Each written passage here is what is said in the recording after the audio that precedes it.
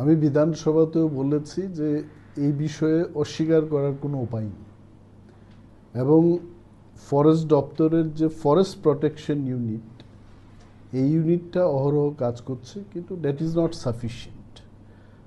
আমি যখন বনমন্ত্রীর দায়িত্ব নিয়েছি তখন আমি এই বিষয়ে যখন জানতে পারলাম যে ফরেস্ট প্রোটেকশন ইউনিটটা অত্যন্ত দুর্বল, তখন আমি রাজ্যের মুখ্যমন্ত্রী বা আমাদের রাজ্যের যিনি স্বরাষ্ট্রমন্ত্রী ওনার কাছে দপ্তরের মাধ্যমে চিঠি লিখেছি যে প্রতিটি ডিএফওর আন্ডারে মিনিমাম 50 জন করে টিএসআর বাহিনী যেন আমাদের দেওয়া হয়।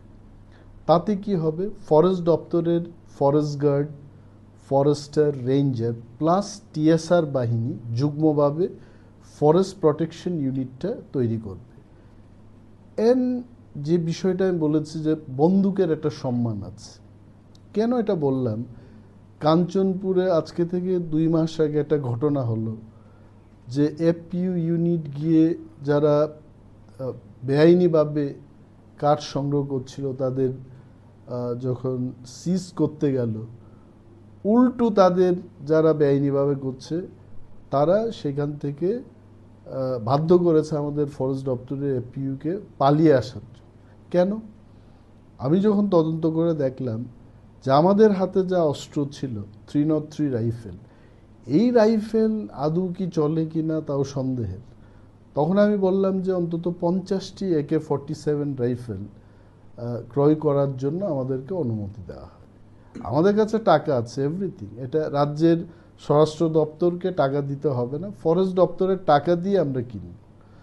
সো ট্রেনিং হবে, ম্যান পাওয়ার বৃদ্ধি হবে, তখনই গিয়ে প্রবাবলি এটার সঠিকভাবে যে মোকাবেলা করা, মন্ত্রী হিসাবে যেটা আমি স্যাটিসফাইড হব, তখনই কিন্তু এটা হতে পারবে।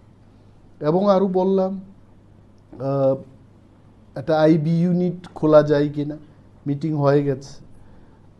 ডিআইজি বা এসপি র্যাঙ্কের কোনো অবসরপ্রাপ্ত পুলিশ দপ্তরের অফিসারকে নিয়ে এবং প্রতিটি এসডিএফও অফিসে 2 জন বা 3 জন করে সাদা পোশাকে আমাদের খবর সংগ্রহকারী ইন্টেলিজেন্স ব্রাঞ্চের কর্মীরা থাকবেন এবং তারা খবর দিতে হেডকোয়ার্টারে মোতায়েন থাকবে একটা বাহিনী। সেইখানকার লোকাল রেঞ্জার বা অফিসারদের না জানিয়ে এখান থেকে গিয়ে রেডটা করবে। প্রবেবলি বাই ডুইং দিস দপ্তরের যারা এই অবৈধ ব্যবসায়ীদের সাথে যুক্ত তারাও সতর্ক হবেন এবং সাকসেস রেটটা বাড়বে। যারা এইসব ব্যবসায় নেমে পড়েছে বা কাজ করছে তারাও তেমন কোনো সুবিধা পাবেন। সো এজ এ মিনিস্টার আমি চাই এগুলো ভালো হোক। আর এমএলএরা কেন প্রশ্ন তুলবেন? নিশ্চয়ই হচ্ছে বলেই তুলছে, তো এটাকে বন্ধ করতে হবে। So I am very clear, আমি আমার রুট ম্যাপটা তৈরি করেছি। এটা আমি নিজেকে বাঁচানোর জন্য বা মিথ্যা বলে দপ্তরকে পরিষ্কার পরিচ্ছন্ন দেখানো, this is not my aim. কারণ এইগুলো সংক্ষিপ্ত সময়ের জন্য, 5 বছরে ইলেকশন হয়, অনেক সময় গভর্নমেন্ট পরিবর্তনও হয়, আমরা দেখেছি। যখন আমরা সুযোগ পাচ্ছি তখন কাজ করব, কি আছে। মুখ্যমন্ত্রী নিশ্চয়ই শুনেছেন আমার বক্তব্যগুলো এবং গতকাল লাঞ্চ টেবিলে বসে যখন আমি বললাম, উনি ইতিবাচক উত্তর দিয়েছেন এবং উনি অবশ্যই দেখবেন। দপ্তরের একাংশের কথা যে বলছেন যারা এটা এই চোরা কারবারের সঙ্গে জড়িত, তাদেরকে চিহ্নিত করার ক্ষেত্রে কি দপ্তর ইতিমধ্যে কাজ করছে? চিহ্নিত না করারই বা কি আছে? বা ছোট্ট একটা ত্রিপুরা রাজ্যে কত সংখ্যক কর্মচারী কাজ করছে, এটা খবর পাওয়াই যায়। সেই কারণে আমি বললাম যে রিলোকেশনের দরকার, রিলোকেট করতে হবে। কাঞ্চনপুরে যারা কাজ করছে তাদের সদরে নিয়ে আসতে হবে, সদরে যারা কাজ করছে সাবরুমে যাবে। তো জিএপিএনটি যারা টিএফএস বা আইএফএস, এরা জিএপিএনটি এই বদলিগুলো করে থাকে। তো মুখ্যমন্ত্রী সেই দপ্তরের দায়িত্বে আছেন।